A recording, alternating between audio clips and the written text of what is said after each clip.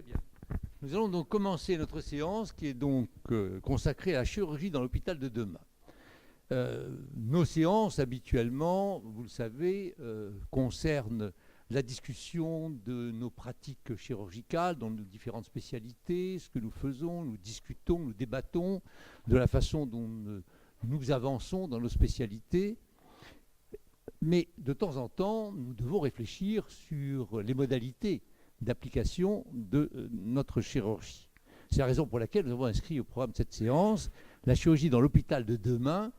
En effet, quelle est notre place dans les différents parcours qui sont en train de s'installent. Non seulement la chirurgie change, mais également l'hôpital change, et il faut qu'il y ait une bonne conjonction entre les deux.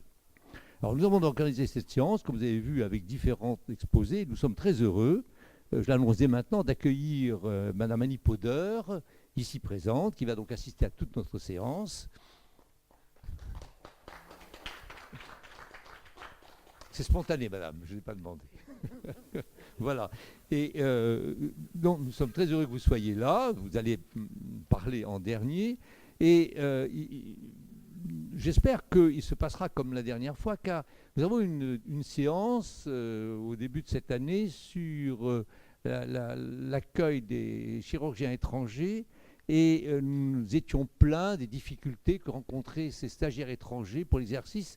Et il se trouve que dans les jours qui précédaient notre séance, il y avait déjà un arrêté qui avait résolu le problème dont on s'inquiétait. Alors peut-être qu'aujourd'hui, c'est déjà le cas, qu'il y a déjà un arrêté ou une modification de la pratique chirurgicale qui va nous rendre très heureux. Mais ça, on le saura peut-être à la fin.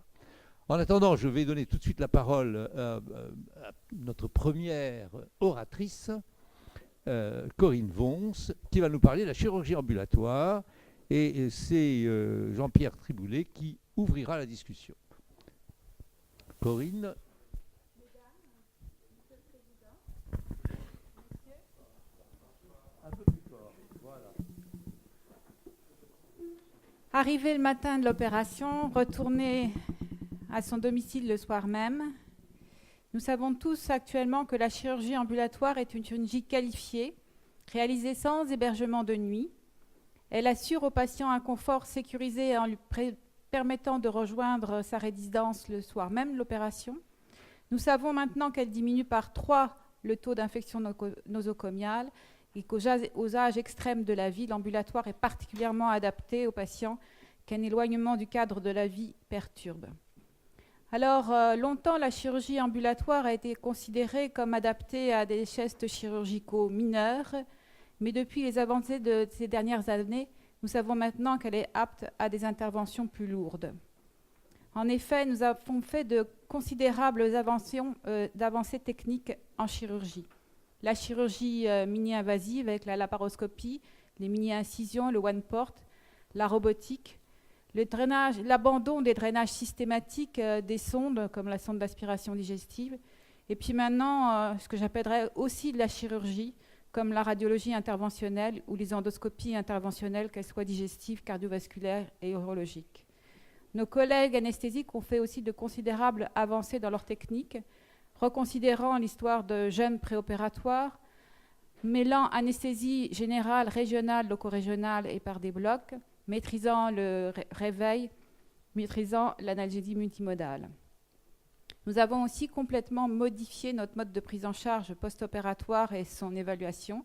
Nous prenons maintenant en compte la douleur post-opératoire. Nous faisons des actions pour mettre en œuvre une réhabilitation précoce des patients. Nous suivons les infections du site opératoire. Mais au-delà de cette chirurgie plus majeure que nous pourrions faire en ambulatoire, il semble que nous puissions maintenant envisager pratiquement pour toutes les interventions chirurgicales une prise en charge en ambulatoire. Et ceci, à quelles conditions? À condition d'une maîtrise, d'une expertise sur un triptyque associant patient, acte, structure. Alors d'abord, quelle expertise chirurgicale pour la chirurgie ambulatoire? Eh bien, elle est de 2 sortes.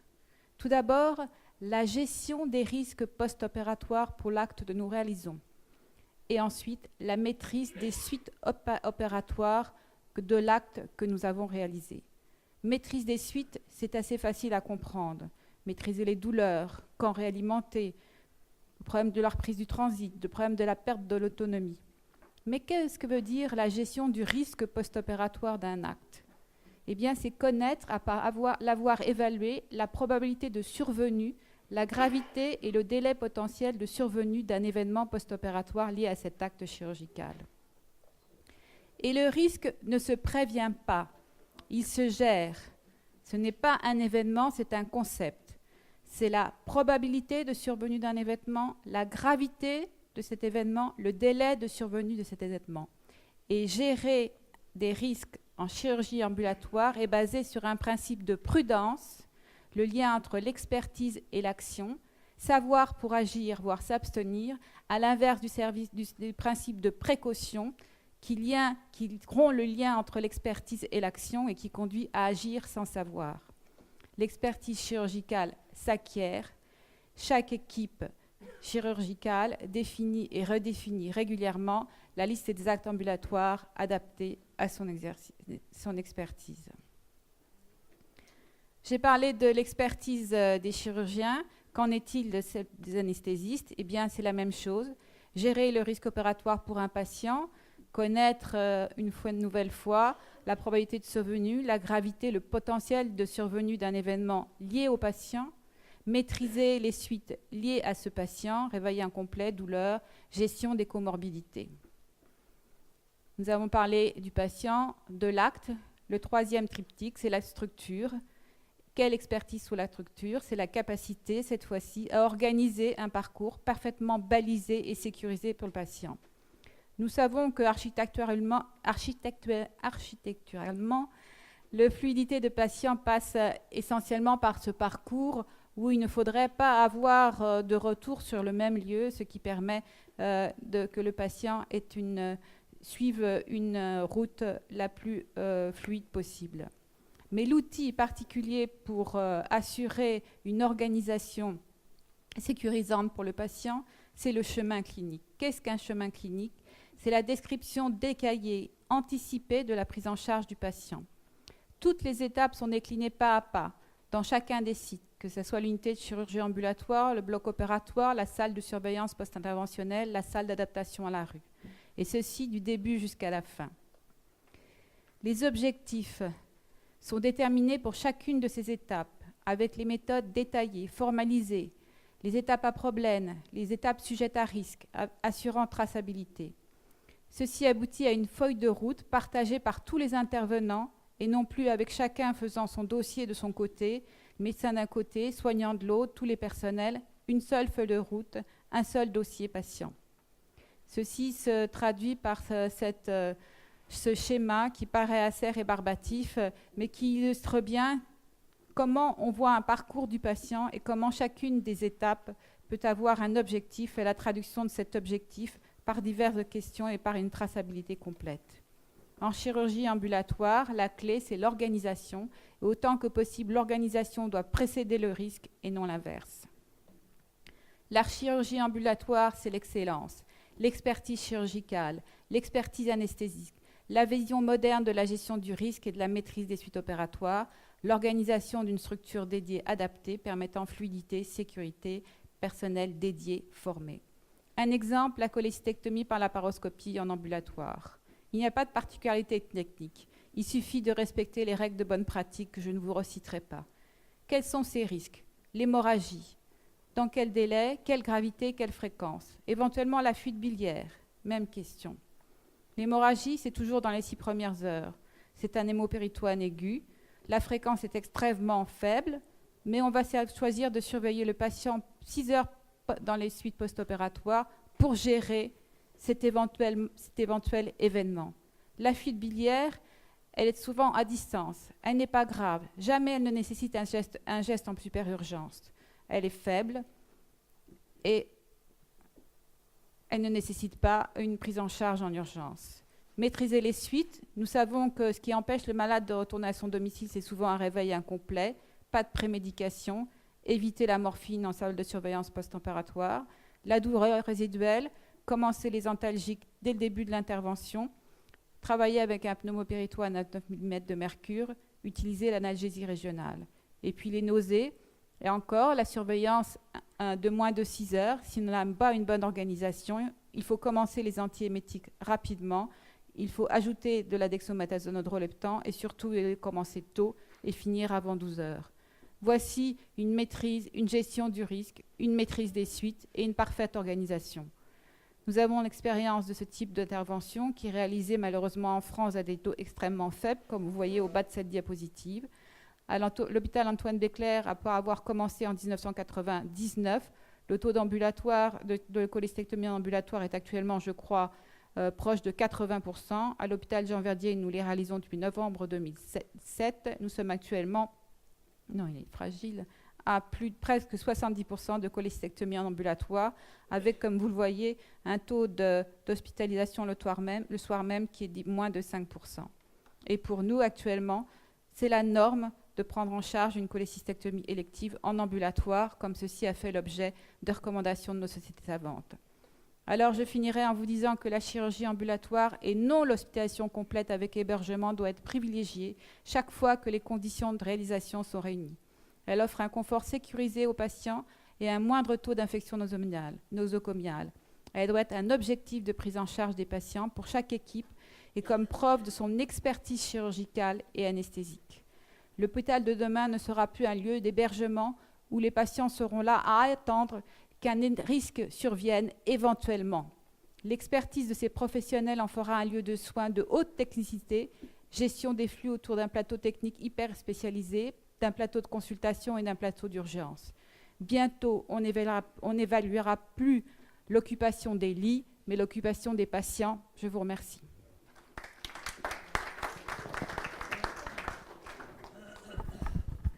Merci beaucoup Corinne. Voici alors le premier intervenant, donc Jean-Pierre Triboulet.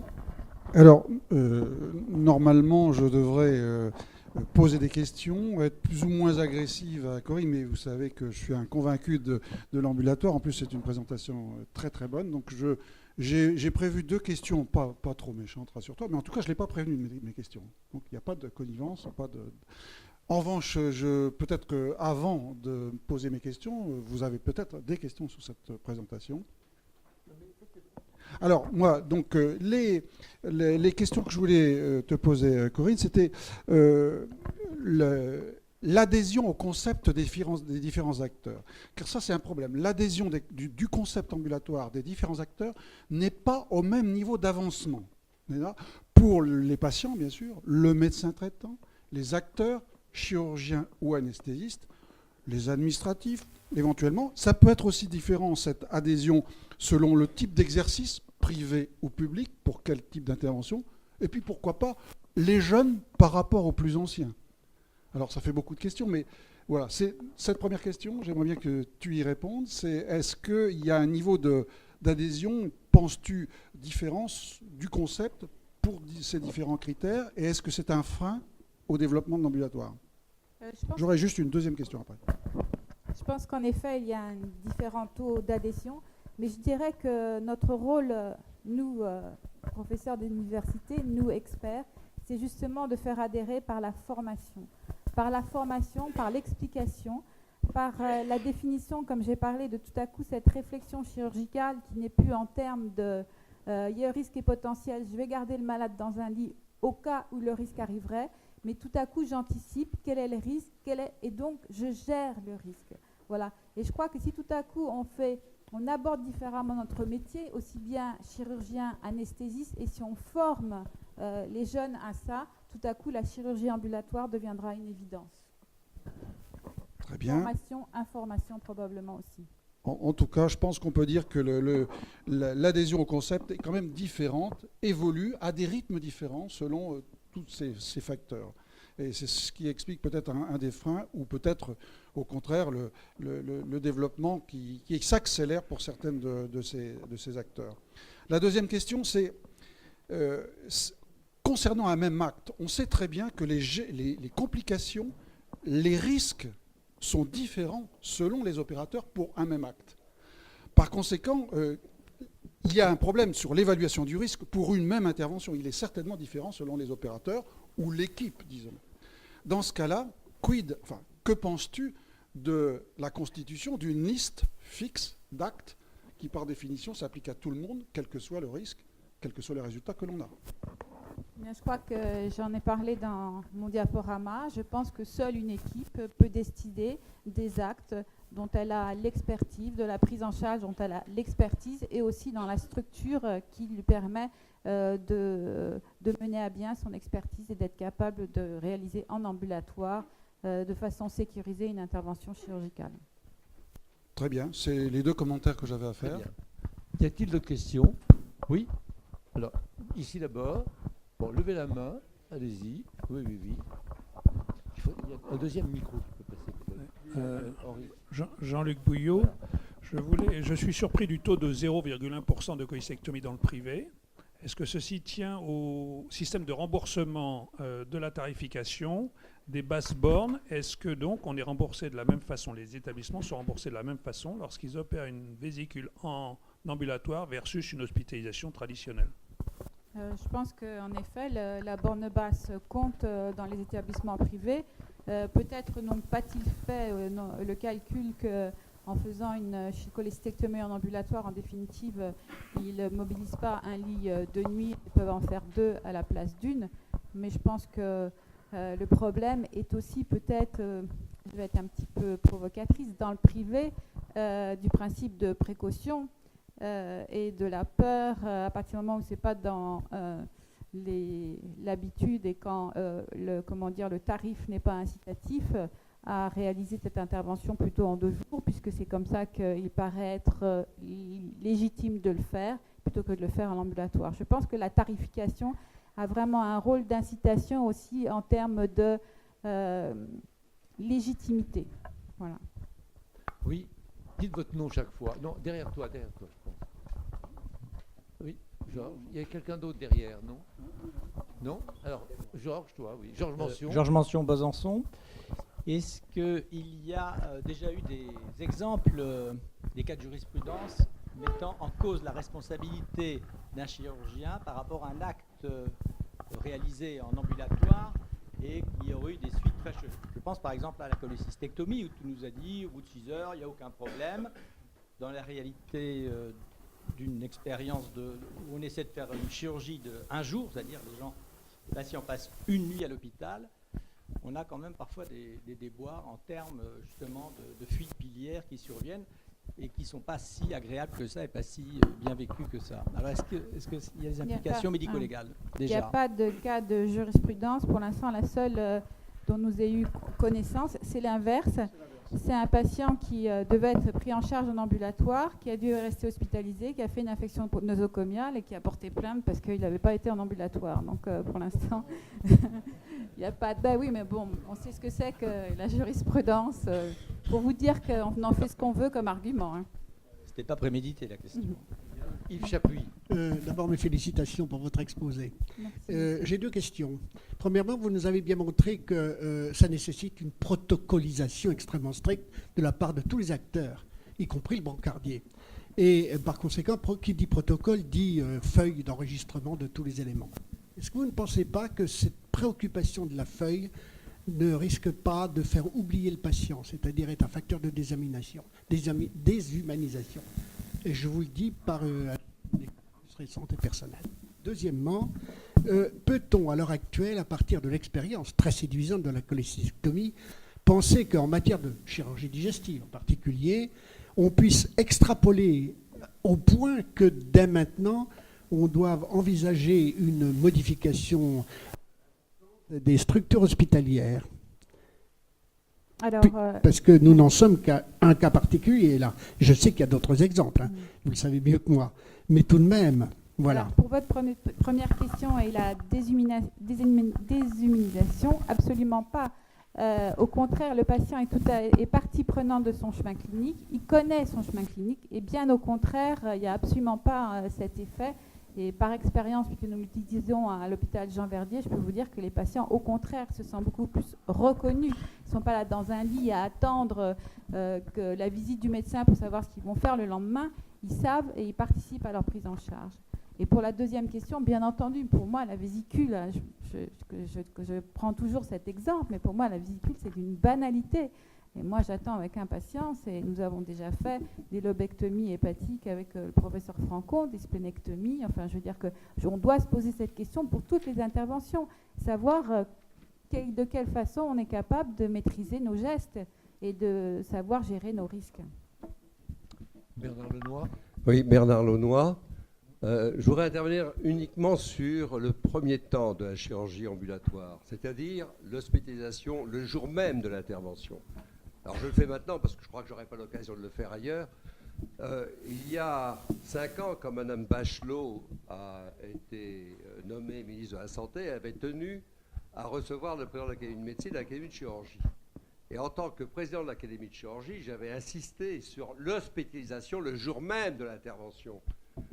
Même pour des interventions majeures, comme par exemple les oesophagectomies, les hépatectomies, la chirurgie cardiaque, parce que dans le monde anglo-saxon, ça se fait partout. Et ça représente une économie, au point de vue santé, considérable. Car on peut dire en gros que c'est au moins 10% des dépenses de séjour, tout au moins. Et je crois que là, il y a quelque chose à faire pour toute la chirurgie, parce qu'on est vraiment en retard par rapport au monde anglo-saxon, et on est même un peu ridicule. Moi, j'ai un peu honte quand on me pose la question, on dit, est-ce que vous continuez toujours à hospitaliser les malades 1 ou 2 jours avant l'intervention? C'est un vrai problème. En ce qui concerne la cholecystectomie, juste une petite remarque. Quand vous regardez le rapport du congrès de chirurgie, qui est tout récent, qui date de 2011, vous avez quand même 40 à 50 plaies de voie biliaire par an en France, ce qui pose un grave problème de santé publique. Et c'est la raison pour laquelle, d'ailleurs, le 15 février, je vais évoquer ce problème. En tout cas, je vous félicite pour votre présentation, qui était remarquable et intéressante. Alors, courte réponse pour votre premier commentaire concernant l'admission le matin de l'opération.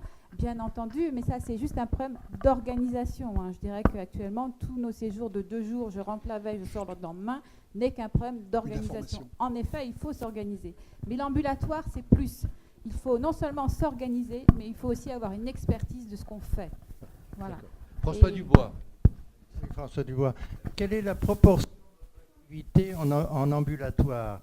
Parce que, en chirurgie ambulatoire, parce que à partir du moment où, à juste titre, vous devez terminer, comment est occupé l'opératoire l'après-midi? Eh bien, actuellement, nous sommes à 47% d'ambulatoire à l'hôpital Jean Verdier, hein, pas pour que la chirurgie digestive, il y a aussi de la chirurgie gynécologique et de la stomatologie. Je crois qu'on a un des taux les plus élevés à l'assistance publique sans avoir d'ophtalmo, hein, où là, on peut considérer que c'est relativement, entre guillemets, facile. Et c'est encore de l'organisation, de la gestion de flux au bloc opératoire, et nous avons l'après-midi les interventions les plus lourdes. Et il y a la gentillesse de poser des questions. Alors, Jean-Pierre Triboulet, ensuite François Richard. Là, j'ai 2 informations, si vous le permettez. Oui. L'information première, c'est que demain a lieu la journée nationale de chirurgie ambulatoire que nous organisons, Corinne et moi, avec d'ailleurs Madame Poder, merci de votre présence. Et la deuxième, c'est que ici à l'Académie, il y aura une séance à thème le 14 mars sur l'ambulatoire. D'accord. Très bien. Merci. François Richard. François Richard Lapitié. Il y a quelqu'un de dernière communication. Non, la question c'était à propos, tu as insisté sur le fait qu'il faut que les chirurgiens s'approprient la chirurgie ambulatoire, et je pense qu'en effet c'est la base. Comment on peut gérer à la fois les listes parfois un peu administratives et l'appropriation? Parce que tu as dit, et c'est vrai, et je suis absolument d'accord avec toi, qu'il faut que, en fonction des équipes, les gens décident, pour l'instant je fais ça et ça, puis je verrai plus tard, etc. Ça c'est une chose. Et puis d'autres choses, on a, parce que pour faire avancer, il y a des listes ou des taux cibles ou des mises sous entente préalable qui font une pression pour des équipes qui n'ont pas forcément de l'expérience. Donc quel est ton... Moi, je crois qu'on devrait fonctionner un petit peu comme les Anglais, qui chaque année déterminent des taux de chirurgie ambulatoire pour certains gestes et qui les renouvellent chaque année suivante après avoir observé ce qui se fait. Voilà. Au niveau des sociétés à vendre, bien entendu. Là où est l'expertise dernière question. et la connaissance. Oui. Votre nom, oui. Philippe Bonichon, Paris. Moi, je voudrais connaître, Corinne, ton sentiment sur la chirurgie ambulatoire et la distance, parce que c'est souvent un argument qui est mis en avant par les détracteurs de la méthode, la distance. Alors, c'est pas tellement valable pour nous qui travaillons assez facilement et qui n'avons pas ce problème à Paris, bien qu'il y ait quand même des embouteillages. Mais en revanche, on n'est pas les seuls. Et qu'est-ce que tu penses? Est-ce qu'il y a une limite à la distance pour pratiquer un geste de chirurgie ambulatoire, en particulier quand on est dans les petits hôpitaux un peu moins équipés que les... Alors, dans les recommandations de la Société française d'anesthésie et réanimation de 2009, donc ça fait déjà presque 3 ans qu'elles ont été éditées, il est bien spécifié que la distance n'est plus un problème systématique et que ce sont les équipes qui doivent déterminer en fonction de l'acte si une distance doit être respectée, surtout une durée de transport. Et notamment, moi je considère que pour une cure de hernie inguinale, il n'est pas nécessaire, il n'y a pas de crainte de devoir revenir en urgence pendant la nuit, et je ne vois pas pourquoi je poserais cette question-là. Mais ça, c'est dans des recommandations de cette société savante. Il n'y a plus de problème de distance, ça dépend des gestes. Très bien. Corinne, on va arrêter ici. On vous remercie beaucoup. Vous avez en plus le mérite de travailler dans un hôpital dont l'environnement, disons la clientèle n'est pas, je dirais, très facile. Surtout quand on voit ce type de malade. On s'interroge en disant mais comment arrivez-vous à convaincre la mère âgée, apportée par ses 3 enfants qui sont quelquefois un peu exigeants sur les soins que doit donner, et leur faire accepter qu'elle rentre le soir à l'hôpital. Donc ça, oui, voilà, c'est ça. Je pense que la conviction du chirurgien est peut-être l'élément clé pour l'expansion de cette pratique. Donc merci beaucoup Corinne Brosse d'avoir démarré de cette façon cette séance sur l'hôpital de demain.